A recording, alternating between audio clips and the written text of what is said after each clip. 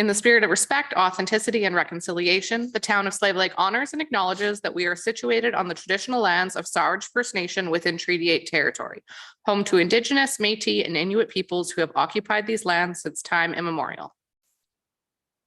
Councillor Adams. Motion to adopt the agenda. Call to question, those in favor. And that is carried.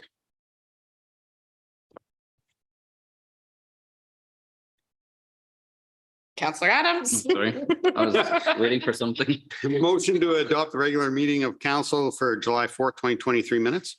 Motion on the floor. Any discussion? Call to question, those in favor. That is carried. Public hearings. Okay. I will now declare the public hearing open and state that the hearing is held pursuant to sections 230, 606, and 692 of the Municipal Government Act 2000 as amended. The purpose of bylaw 14-2023 is to amend section 88.2 of the land use bylaw 22-2007 by adding personal services as a permitted use to the C2 secondary commercial district. The notice of the hearing was given in writing to the applicant, the assessed land owner or landowners and adjoining landowners, and the planning and development officer.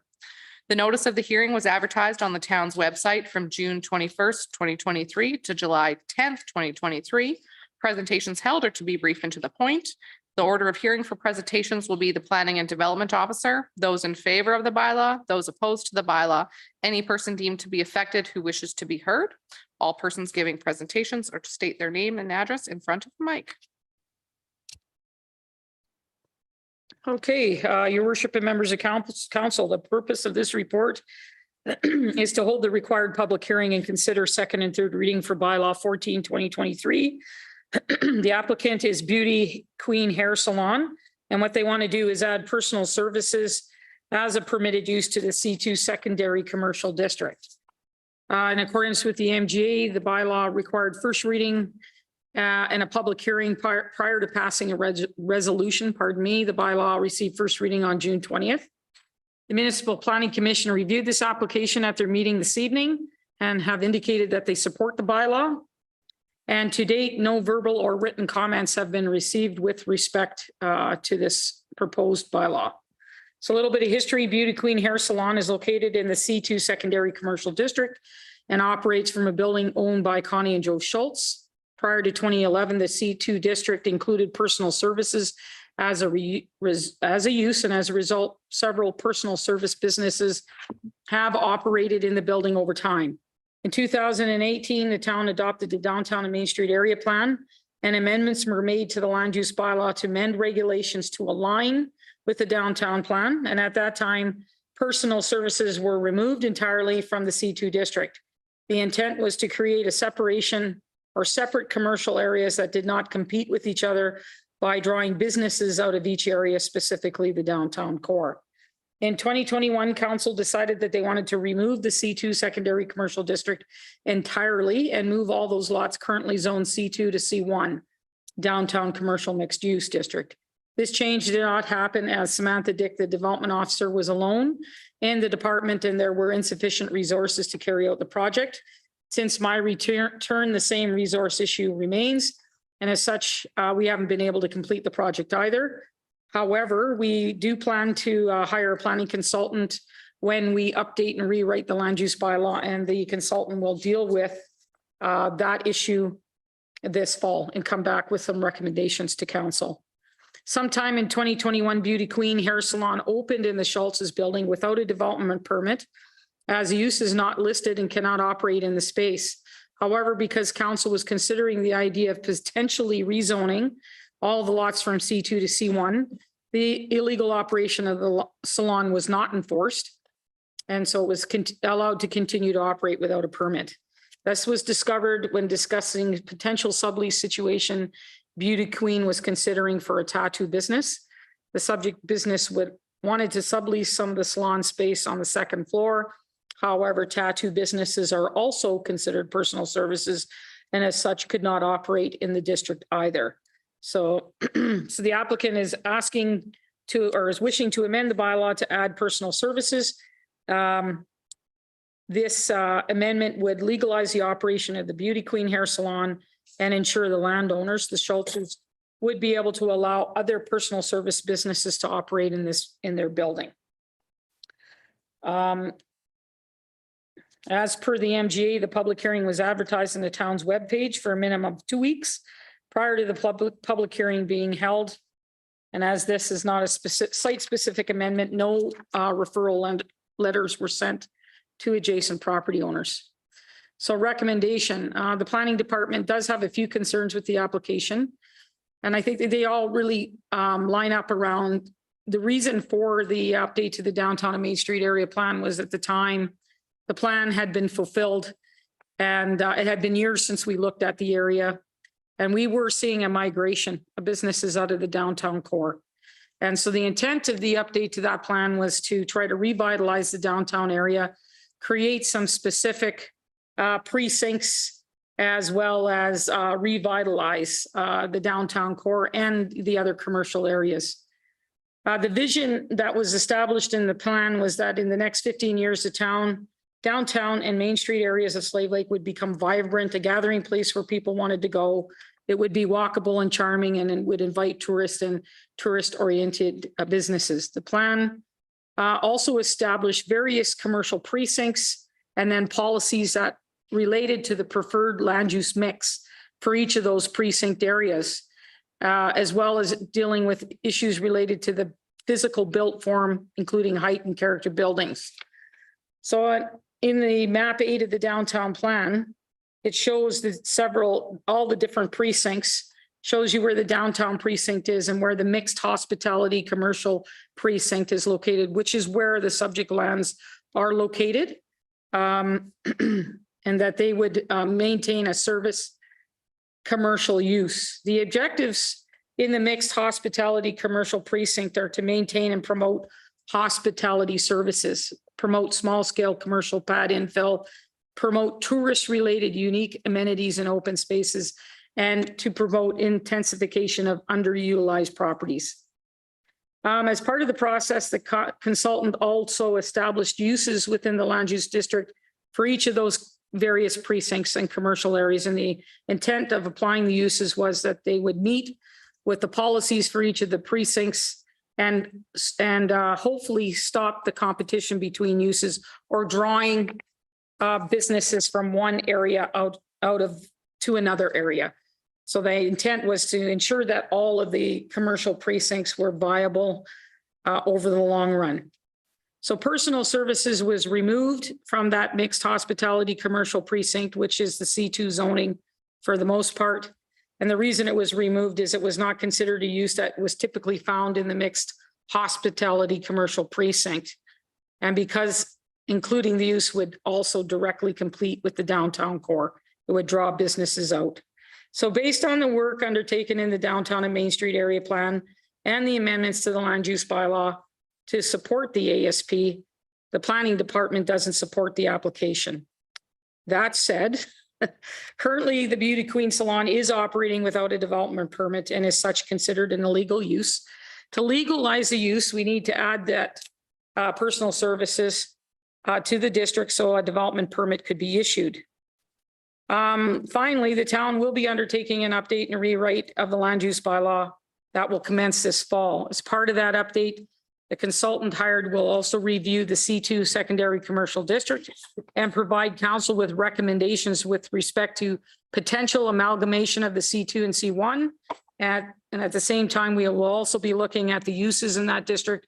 So we will be revisiting the issue of personal services. So that may change and it may not change. It depends on what the outcome of that process will be.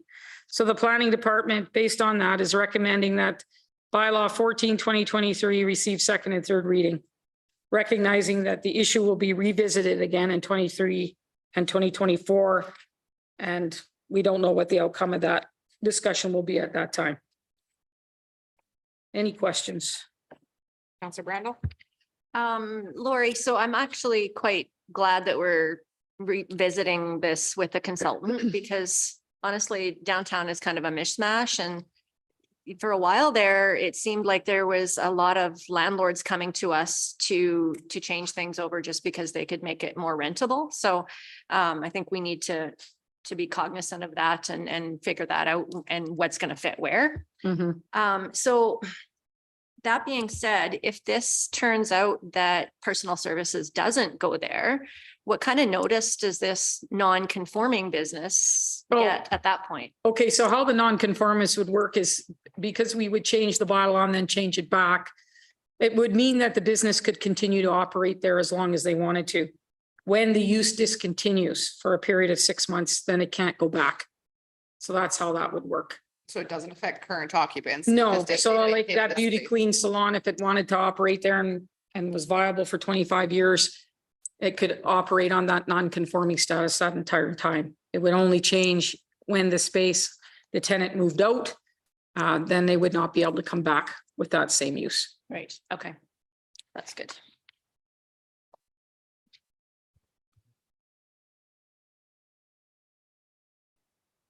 Councillor Wallen. I think driving through Slave Lake, it does seem kind of like an awkward place to have a salon. But it does mean good things for Slave Lake because I don't see very much space downtown if they did want to move into the C1 downtown core. So I think right now it's a good thing for Slave Lake to have, but it is something that we need to look at. I'm also in favor of this. I think that the operations have been, over the years, there have been a various personal service business there and that have been proven that they can operate successfully from that location. Sufficient parking. Realistically, there was personal services that are basically just across the street at the mall. So I don't think it's an extreme stretch to have that in that location. So I'm in support of this. Councillor Brandel. I will make a motion. Actually, nope. we Sorry. don't. Oh, right. Sorry, we're not there yet. Okay, nope, just checking. No further commentary. Okay. Yes. Our viewers at home cannot access the feed. Our top viewer has texted me. I Is it assu- I Mr. assume- Bartlett? It is. We'll pause for a moment and then I will, Okay. okay. Thanks, Lori. Think further, I will ask those in favor of the bylaw that wish to speak to come forward. I will ask those opposed to the bylaw that wish to speak to come forward. And I will ask any person deemed to be affected who wishes to be heard to come forward. As I see none, I will declare that the public hearing is closed. Okay. Reports and new business. I have nothing further to add, so. Oh, we're at the motion portion.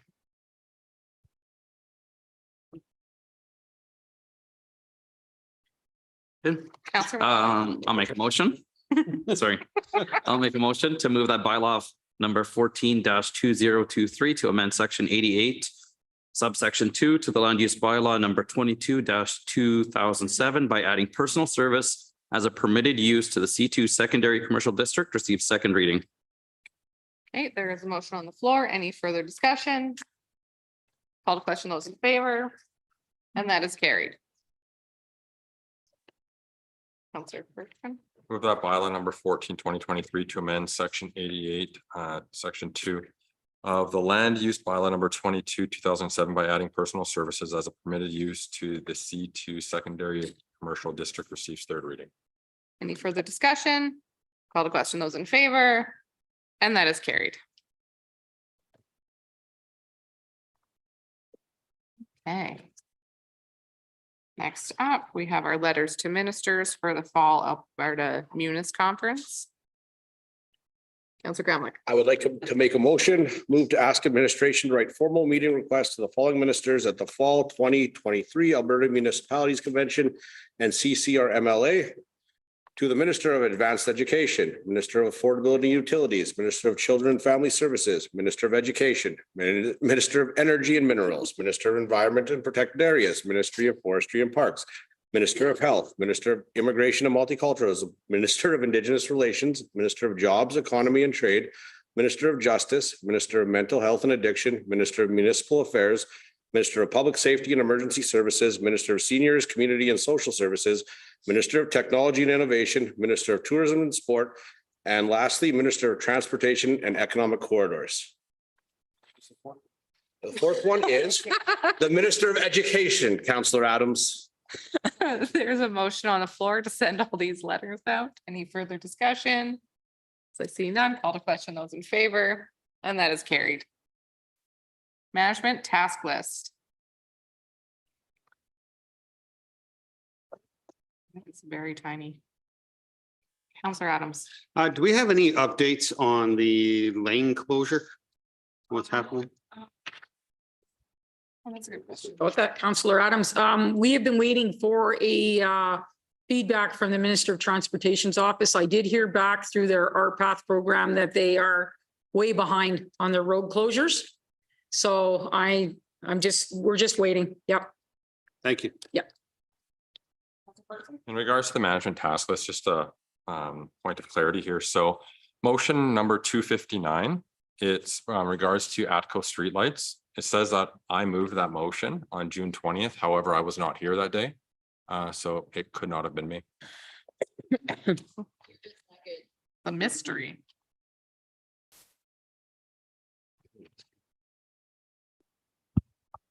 I believe that was Councillor Gramlich, but I'll change that Oh. right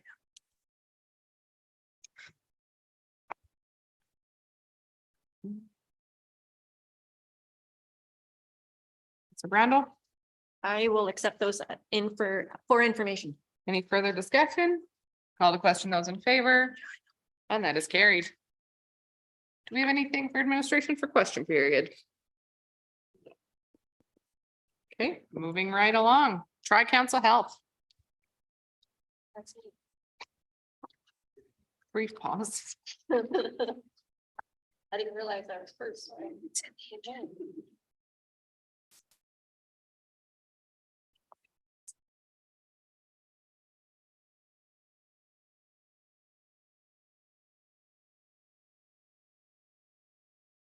Yeah. Let's go. Community Future. futures. This will be brief and to the point. The AGM meeting was postponed due to not being able to maintain or obtain quorum. The meeting afterwards as well, same issue. It is being rescheduled for the end of July. Okay, you ready, Julie? I am. Okay, perfect. So yeah, we had a meeting last week. We had heard that the Keith Carlson is no longer with AHS. His replacement hasn't been hired yet, but Ganesh from Physiotherapy is acting right now. Connect Care is progressing. An estimated approximate 50% has been implemented so far. This entails a lot of training, a lot of hours, data entry, and it's a big learning curve for all the staff involved. So Johan and Chris both wanted to give a big shout out to all the staff involved, as it's a huge undertaking. Dr. Burke's replacement will finally be here shortly, and he's been gone for almost a year, so that process takes a long time. Dr. Lerm has now left the community, but like I said, it'll take about a year to get his replacement. Zero bites on nurse practitioners, and the province is working behind the scenes to recruit, but I'm not sure when we're going to see those. The contract nurses are coming. They're filling in the gaps because right now we have more LPNs than RNs, and the contract nurses are filling those gaps. And then the internationally trained nurses, we're supposed to get anywhere from 3 to 5. That number keeps changing every time they speak. So we still aren't sure when we're going to get them, but they are arriving in other communities already. And then Holly Hanfield from RPAP wanted volunteers from our health group to work with her to help integrate those internationally trained nurses into the community. So help with things like buying a cell phone, buying a car, opening a Canadian bank account, things like that. And then the hope is to help integrate them into the community a little bit better so they'll stick around. So Ali volunteered and he's going to help with that. The clinic has seen 6,680 patients so far, and that's how many they have entered into the Connect Care. They're averaging about 200 appointments each week. And new to the system, for a while there, they were seeing a lot of no-shows. but they implemented a cancellation online and on the phone message. So they're not seeing as many no-shows as people are actually canceling and rescheduling. So that's good news. And then we asked Chris and Johan what they wanted to advocate for the minister meetings. And they said doctor recruitment and the red tape that went into it, because a year to get a replacement is pretty ridiculous. And then the fact that the province took away incentives to living and working rurally really hurts us when we're recruiting as well. So those are the two big ones that we'll be advocating in the fall. Okay, thank you. CEC. Nothing really new to report. I just hoping to have a meeting planned for August at the earliest. And I am, as a new counselor, I guess, in on the threads. I wasn't getting much, but I have confirmed that I am on the list. So when they do have a meeting, I will find out. CRC. Oh, boy. Okay, we completed our AGM. We listened to and approved the auditor's report. We went through and approved the bylaws. We completed the election of the board of directors. And I'll just go through them. I do have them here. So the chair will once again be Lois Dunn, a vice chair, Barry Shirkawi, treasurer, Pam Swari.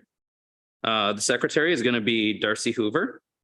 And we set our next AGM for June 24th of 2024. And that's it. MPC. We approved two above ground fuel storage tanks for methanol and oil anti-farm for Lexon projects. And at the Northern Lakes College, we approved a gravel pad to help teach class 1 driving.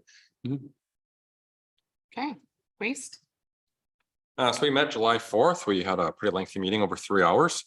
So we had a 80-page report presented to us, which reviewed the landfill operations and services, as well as outlined some cost-saving measures and revenue-generating tools. The landfill is somewhat at a crossroads. By 2028, we need to close our existing cells and make a decision whether we want to construct another one or not. Updated estimates from engineers peg the number to close the existing cells at almost $1.2 million, which is close to double of the previous numbers. This increase was unexpected, so the commission will need to find a way to fund it. Additionally, we need to spend around $1.2 million as well to construct a new cell. Our packer is also scheduled for replacement, which is roughly $400,000 to $500,000. So given those issues, we are exploring what options makes the most sense for taxpayers and ratepayers. Do we proceed with the status quo, buy new equipment and construct a new cell?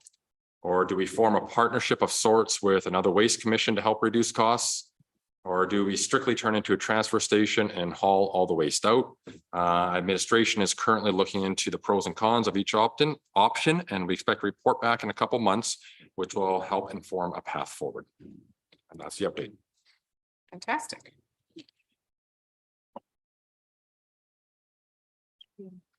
Councilor Randall. I move that we accept those for information. Any further discussion? Call to question, those in favor? And that is carried. State of the Lake. Anything further?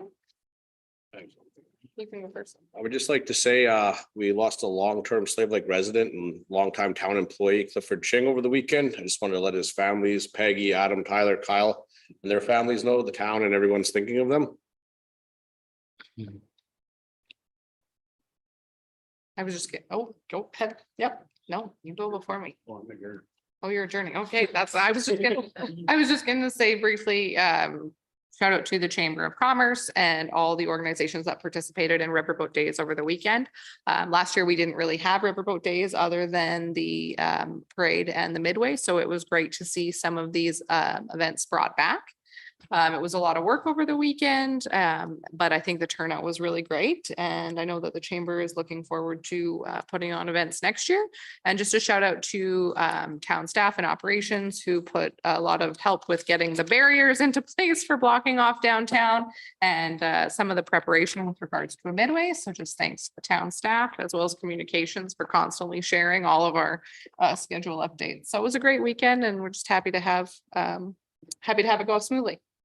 I just want to touch on something as well. Sorry, this summer I've been spending lots of time on the St. Clair Ball Diamonds. Mhm. I have two boys playing ball in there.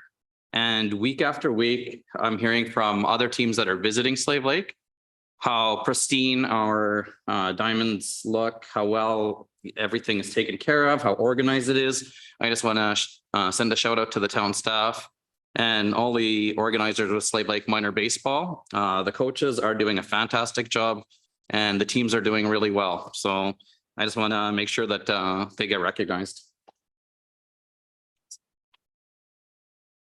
Now, Councillor Adams. I'm looking forward to see the economic impact numbers from the Chamber of Commerce there. Yes. When those come through. That'll be really interesting to see because I've never seen that many out of town plates in town on that day, like out of province plates. It's pretty cool.